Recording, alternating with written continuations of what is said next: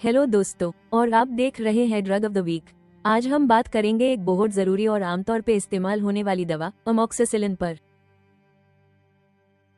ये एक broad spectrum antibiotic है, जिसका मतलब है ये कई तरह के बैक्टीरिया से लड़ सकती है। इसका ताल्लुक बेटा लैक्टम पेनिसिलिन ग्रुप से है। लेकिन ये काम कैसे करती है? यह बैक्टीरिया में मौजूद पेनिसिलिन बाइंडिंग प्रोटीन से जुड़ जाती है और इस एंजाइम को रोक देती है जो दीवार बनाने के लिए जरूरी होता है। नतीजा, बैक्टीरिया की प्रोटेक्टिव वॉल टूट जाती है और वो फट कर मर जाता है। अमोक्सिसिलिन का सफर शुरू होता है अब्जॉर्प्शन से, जहां ये मुंह से लेने के बाद खून में जल्दी अब्जॉर्ब हो जाती है। फिर डिस्ट्रीब्यूशन के जरिए ये जिस्म के हर हिस्से, खासकर इन्फेक्शन वाली जगह तक फैल जाती है, जैसे लंग्स और दांत। इस दवा को हमारा लिवर बहुत कम मेटाबोलाइज करता है और आखिर में अमोक्सिसिलिन ज्यादातर किडनीज के जरिए यूरिन में से एक्सक्रीट हो जाती है। अमोक्सिसिलिन की एडल्ट डोज आमतौर पर 500 मिलीग्राम से 1 g दिन में 3 बार होती है, जबकि बच्चों को ये वजन के हिसाब से दी जाती है। जरूरत पर इसे क्लावुलिनिक एसिड के साथ मिलाया जाता है। यह कॉम्बिनेशन अमोक्सिसिलिन को रेजिस्टेंट बैक्टीरिया से बचाकर उसकी ताकत बढ़ाता है।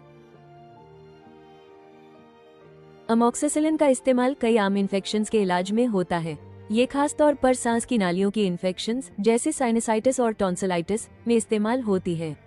इसके अलावा ये कान की इन्फेक्शंस, ओटाइटिस मीडिया, दांत के मसले, डेंटल इन्फेक्शंस और पेशाब की नालियों की इन्फेक्शंस यूटीआई में भी इस्तेमाल होती है। ये टाइफाइड और एच पाइलोरी जैसे जिद्दी बैक्टीरिया को खत्म करने के लिए दूसरी दवाओं के साथ कॉम्बिनेशन में भी दी जाती है, ताकि आप जल्दी ठीक हो सके। हर दवा के कुछ साइड इफेक्ट्स होते हैं। आम साइड इफेक्ट्स में मतली, नौसिया, उल्टी, वॉमिटिंग और लूज मोशंस, डायरिया शामिल हैं। अगर आपको पेनिसिलिन या सेफेलोस्पोरिन ग्रुप की दवाओं से पहले कभी एलर्जी हुई हो, तो इस दवा से परहेज करना चाहिए। फौरन अपने डॉक्टर को बताएं। अमोक्सिसिलिन को याद रखने के लिए ये निमोनिक इस्तेमाल करें। AMOX, A for acts on bacterial wall, M for mostly oral use, O for often used with clavulanic acid और X for cross एलर्जी का ध्यान रखें।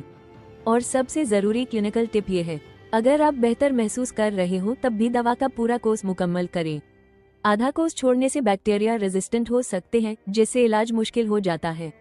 हमेशा अपनी मेडिसिन खत्म करें ताकि इन्फेक्शन पूरी तरह खत्म हो जाए।